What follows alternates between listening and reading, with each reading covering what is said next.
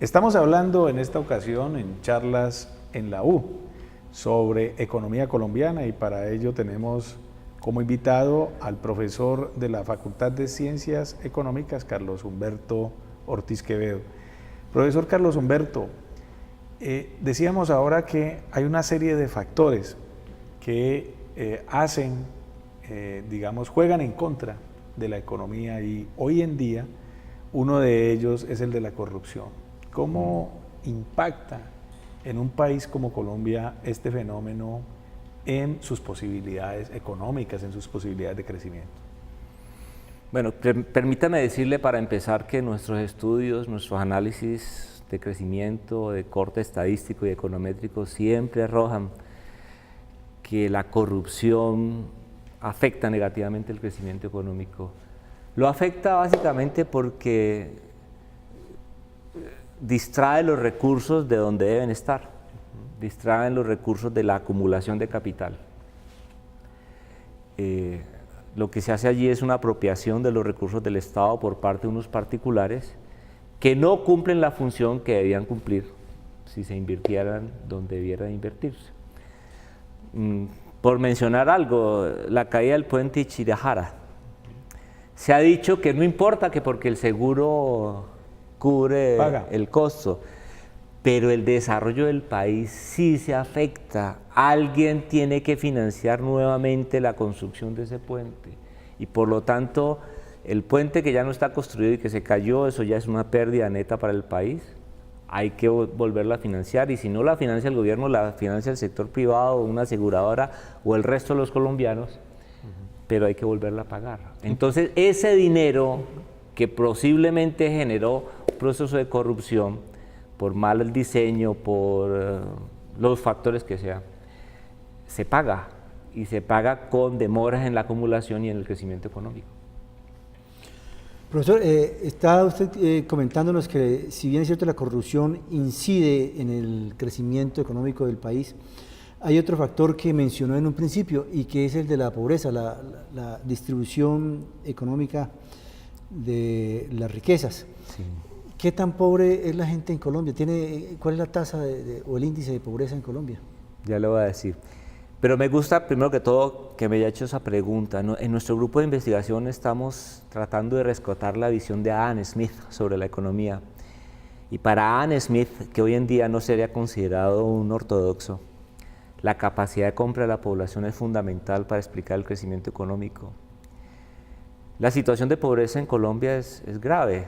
Digamos que medida con los estándares del Banco Mundial o de las Naciones Unidas, el 33% de la población es pobre, dice el gobierno, y ha venido mejorando esa pobreza. Yo creo que ese es un indicador regular, porque cuando usted dice, vamos a ver, si me gano $2 al día, entonces no soy pobre, pero $2 al día son una miseria. ¿Quién puede vivir con $2 al día? Bueno, mucha gente vive con $2 al día, desafortunadamente, pero realmente la capacidad de compra. Un mejor indicador lo tiene el DANE. ¿Usted sabe cuál es el porcentaje de la población empleada que gana el salario mínimo o menos? El 60% de la población gana el salario mínimo o menos. El otro quintil adicional, o sea, el cuarto quintil para completar el 80% de la población gana 1.3 salarios mínimos o menos. Significa que el 80% de la población vive en condiciones de subsistencia, trabaja para vivir. Esa gente no tiene capacidad de ahorro. ¿Y por qué sucede eso? Pues porque nuestro país no se ha preocupado por desarrollar industrias productivas en el nivel que debiéramos. Abandonamos el proceso de jalonamiento de la diversificación industrial desde los años 70 y por lo tanto la mayoría de la gente trabaja en actividades muy poco productivas. La productividad no aumenta y por lo tanto los salarios también se mantienen. Y sin embargo la concentración del ingreso en unas pocas manos es abrumadora. Entonces la capacidad de compra de la mayoría de la población es muy pequeña y eso no permite tener una base económica suficiente para expandir la economía como se debiera. Profesor Ortiz, señala usted que Claro, se requiere más capacidad del país para generar empresa, para crear empresa, para fomentar, pues, por ejemplo, la industria y demás. ¿Qué tanta dificultad ustedes como analistas del tema económico, los grupos de investigación, y en particular los de la Universidad del Valle, qué tanta dificultad ven hoy en día, incluso si se puede hacer o si han hecho análisis comparados con tiempos, para crear empresas hoy en día?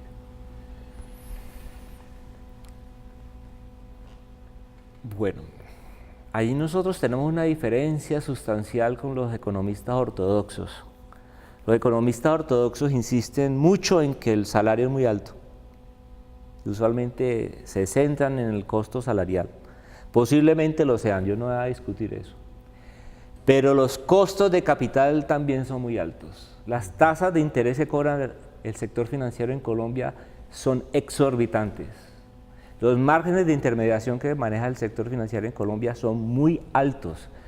Si usted va y pone un CDT, le pagan el 6%, y haga usted un préstamo y le cobran el 26%. Y si usted se demora en pagar y le cobran la tasa de demora, pues paga el 32%. O sea, realmente la diferencia entre lo que le pagaba a los bancos y lo que nos da es enorme. Hay un profesor de la Universidad Nacional que escribió un libro que se llama Un país trabajando para los bancos, el profesor Villabona. Entonces, para crear empresa no solamente necesitamos abaratar el trabajo, sino que también necesitamos abaratar el capital.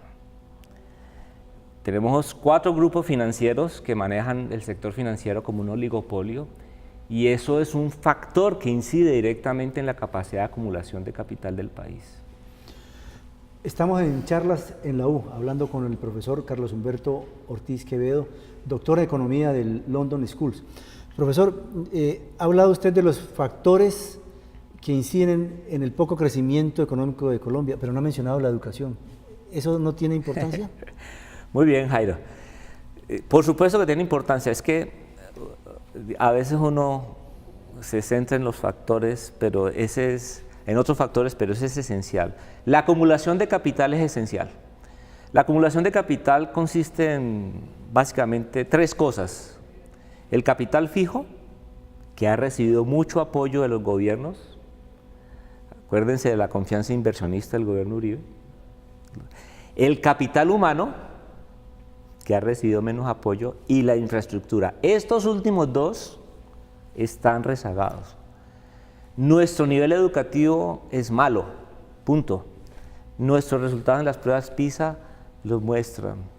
El rendimiento de los estudiantes, yo los recibo, soy profesor, llegan a la universidad, la mejor para los mejores, nunca me ha gustado mucho ese lema a propósito, y tienen problemas para leer y escribir. No puede ser eso. Un país que no invierte mucho en la educación tiene problemas gravísimos para desarrollarse de manera armónica. Y ya habíamos hablado de la infraestructura, el rezago de la infraestructura del país también es muy grande. Prácticamente tenemos las mismas carreteras hace 40 o 50 años. Y no hemos podido completar la carretera Buga-Buenaventura, y piensan que se puede hacer para el 2018, el 2019, nunca se sabe. Y eso sin hablar de los puertos. Bueno, N cosas. Nosotros dejamos perder el sistema de transporte multimodal que teníamos, básicamente los ferrocarriles. Los países desarrollados han preservado sus ferrocarriles. Aquí se piensa que todo emprendimiento tiene que ser productivo desde el punto de vista privado, pero esa no es la lógica con la que funcionan los países desarrollados. El sistema de transporte en los países desarrollados tiene una gran financiación pública. Así opera en la pérdida, se mantiene porque es necesario para que el país se movilice y tenga una dinámica fundamental para el crecimiento económico. Bueno, hemos estado en este espacio de charlas en la U conversando sobre economía colombiana, con un experto, por supuesto, en el tema, uno de los profesores de mayor experiencia en temas económicos y, por supuesto, una persona que es consultada constantemente por los medios de comunicación a nivel nacional, precisamente por ser un gran conocedor de estas temáticas. Hicimos una especie de paneo, profesor Ortiz, con el apoyo de de mi colega Jairo Canaval, sobre cómo de alguna manera hay una serie de factores que impactan, vimos los factores que impactan sobre todo negativamente la economía, y lo vamos a invitar, profesor Ortiz, para que nos acompañe de nuevo para hablar ya de pronto en detalle de algunos de estos aspectos, de estos elementos que inciden sobre la economía, como las finanzas, infraestructura y otros muchos que sabemos usted maneja muy bien. Muchas gracias por acompañarnos en este espacio. Muchas gracias, Ernesto, muchas gracias, Jairo. Y a ustedes estaremos entonces en una próxima ocasión conversando en charlas en la U sobre temas de interés público.